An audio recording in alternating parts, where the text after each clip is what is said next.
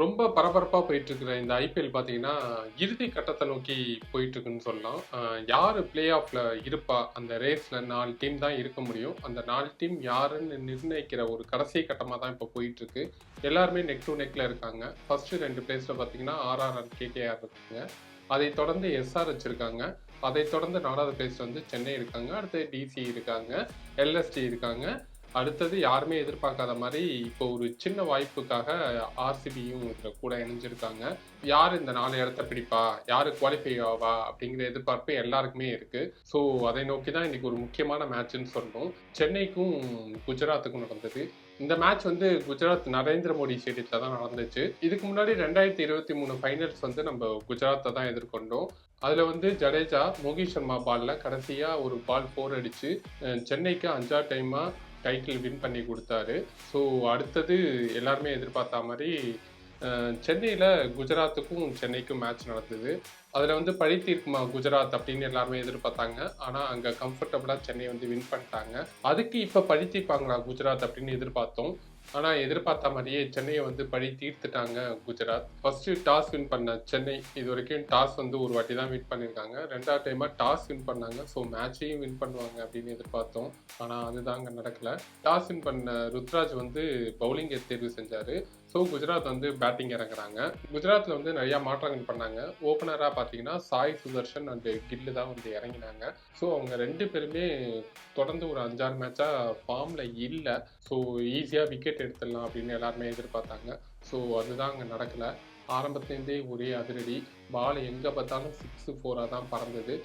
சென்னையும் பார்த்தீங்கன்னா நிறையா பவுலர்ஸை வந்து ஷஃபிள் பண்ணி பார்த்தாங்க. ஸோ அது எதுவுமே எடுபடலை.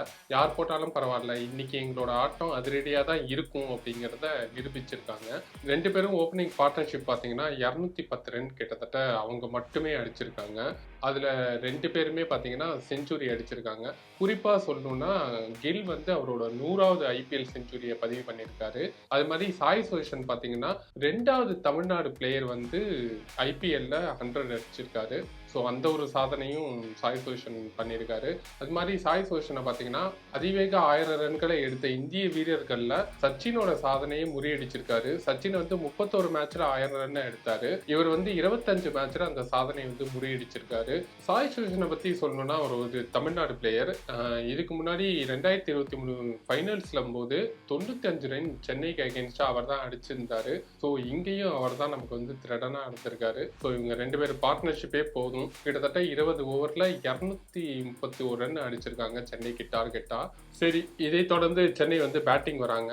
பேட்டிங்ல எல்லாமே லைன்ல வந்து ரொம்ப ஸ்ட்ராங்கான பிளேயர்ஸ் தான் இருக்காங்க. ஸோ இந்த டார்கெட் வந்து ஈஸியா சேஸ் பண்ணிடுவாங்க அப்படின்னு எதிர்பார்த்தோம். ஆனா நம்ம எதிர்பார்த்தது நடக்கல. ஈஸியாவே அவங்க வந்து விக்கெட்ஸை எடுத்துட்டாங்க. யாருமே எதிர்பார்க்காத மாதிரி சென்னையோட ஓபனர் பாத்தீங்கன்னா ரச்சின் ரவீந்திராவும் ரஹானேவும் இறங்கினாங்க.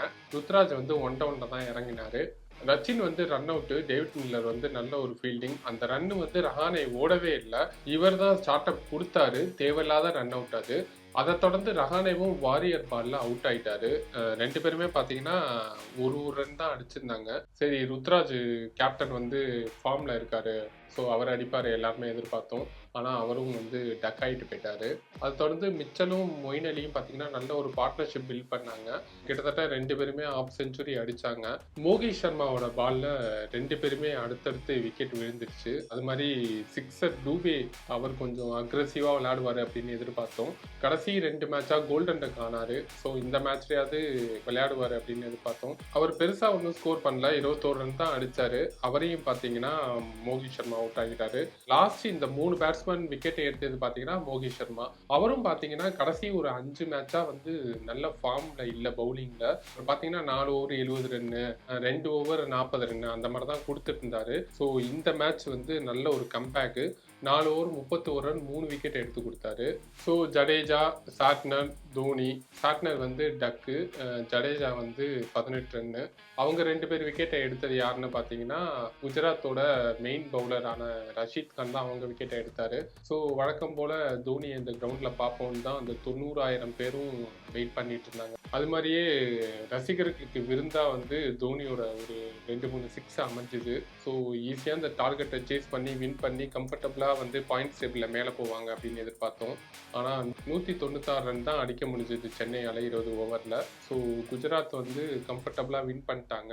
டாஸ் போடும்போதே கில் வந்து சொல்லியிருந்தாரு, எங்களுக்கு 0.1% தான் வந்து வாய்ப்புகள் இருக்குது அப்படின்னு சொன்னார். இருந்தாலும் குஜராத்தோட ஃபேன்ஸை ஏமாற்றக்கூடாது அப்படிங்கிறதுனால இந்த மேட்ச் அவர் கண்டிப்பாக நல்லபடியாக வின் பண்ணி கொடுத்துருக்காரு. ஸோ இது வந்து சென்னைக்கு வந்து மிகப்பெரிய சர்க்கிளாக தான் இருக்கும். இன்னும் 2 மேட்ச் தான் இருக்குது. அந்த 2 மேட்ச்லையும் சென்னை வந்து வின் பண்ணியே ஆகணும். அப்போ தான் அந்த 4th பிளேஸை சென்னையால் தக்க வச்சுக்க முடியும். ஒன்று வந்து ஆர்ஆருக்கு எகென்ஸ்டாக விளையாடுறாங்க 18ஆம் தேதி. இன்னொன்று வந்து ஆர்சிபிக்கு எகென்ஸ்டாக வந்து பெங்களூரில் சின்னசாமி ஸ்டேடியத்தில் விளையாடுறாங்க. ஸோ இந்த 2 மேட்ச்லையும் வின் பண்ணால் பாயிண்ட்ஸ் டேபிளில் மேலே போகிறதுக்கான வாய்ப்பு இருக்குது. 4th பிளேஸை தக்க வச்சுக்கலாம். என்ன நடக்குதுன்னு வெயிட் பண்ணி பார்க்கலாம்.